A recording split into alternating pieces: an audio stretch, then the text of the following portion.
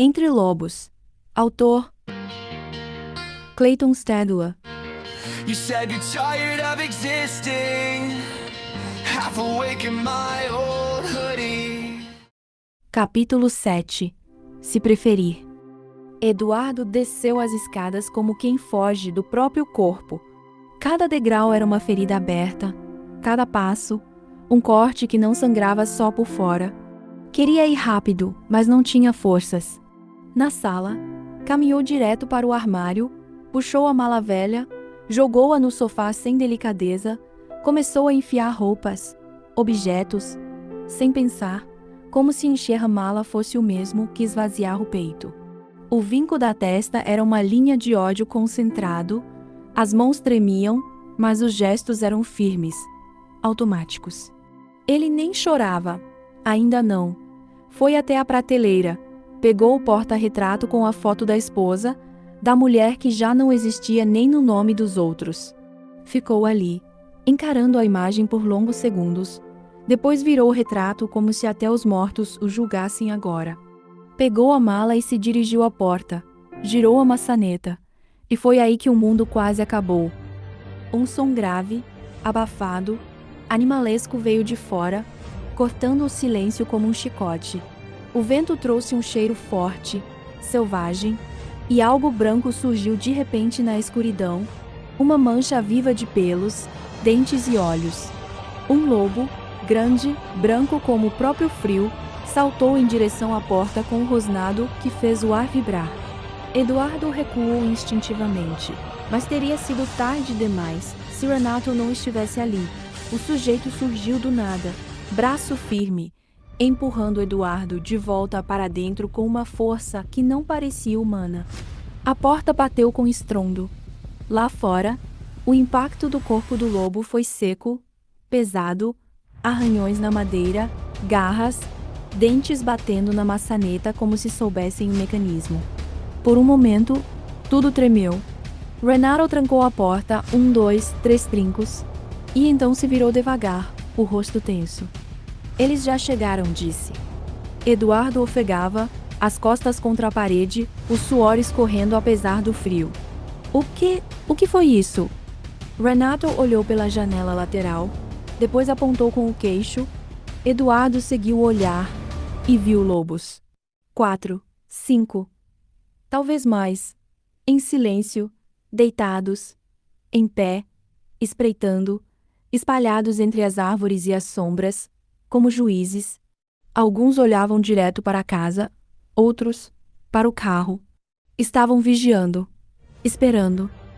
Eles não vão deixar a gente sair. Não hoje, disse Renato. Isso não pode ser real, murmurou Eduardo. Renato se aproximou da janela, colocou a mão contra o vidro, como se testasse a distância entre mundos. Eles sabiam, o tempo todo, sabiam o que ia acontecer aqui. Você está dizendo que isso tem a ver com...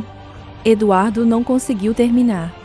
Renato não respondeu-se imediato, mas a resposta estava no olhar dele, estava em tudo.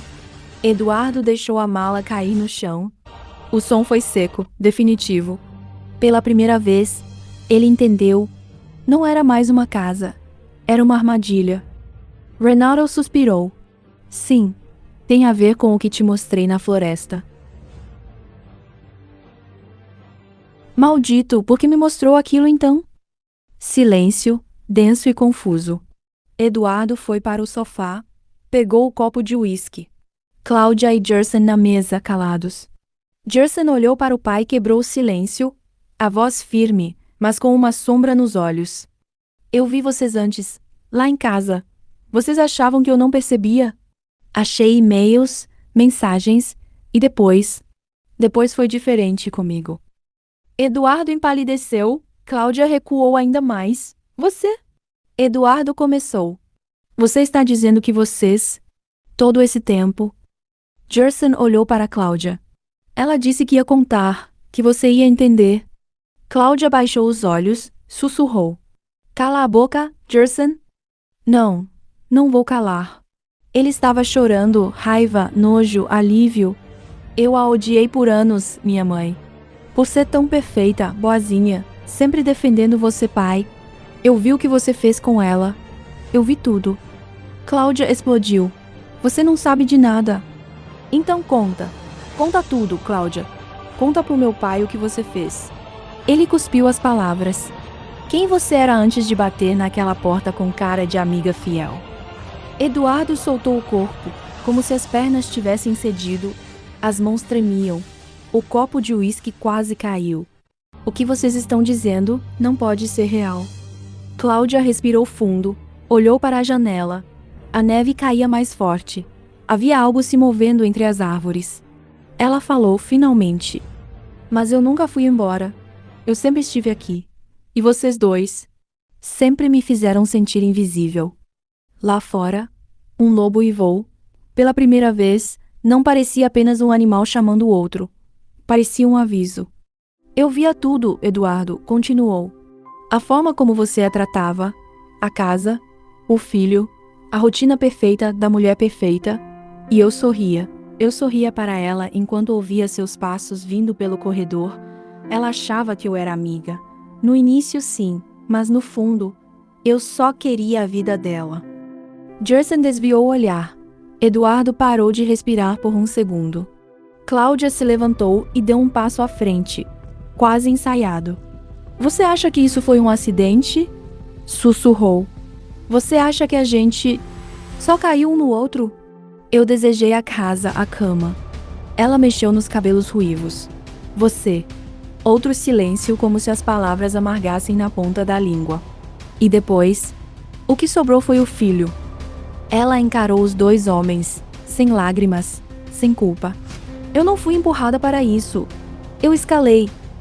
Pedra por pedra, mentira por mentira. Do lado de fora, outro lobo uivou, mas o som parecia obediente, como se aguardasse. Eduardo balbuciou, quase num sussurro. Você matou ela, devagar. Cláudia sorriu, fraco, cruel. Não, eu só tomei o que ela deixou vago. You said you're tired of existing, half awake in my old hoodie, knees up, backseat of your parents' car, trying not to say you miss me. I watch your fingers pick at skin, like you're peeling off our history. You laugh it off and bite your lip, ask why it still feels like it's killing me. You're a backseat ghost in my head, haunting every road I've driven since you left. I keep your name in my mouth like a cut on my tongue. Can't stop touching it, it just won't heal up. If moving on's supposed to hurt a little less each day, why does it feel worse?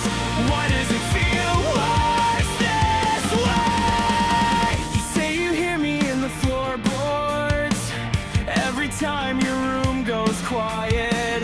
All the words we never meant still hanging like a siren. Past the exits we used to take to waste time, skip town, stay out late. Now every sign just looks like blame, pointing at the places we let break. You're a backseat ghost in my head, haunting every road I've driven since you left. I keep your name in my mouth like a cut on my tongue. Can't stop touching it, it just won't heal. You're tired of existing, half awake in my bed, knees up, backseat of your parents' car, trying not to say you miss me.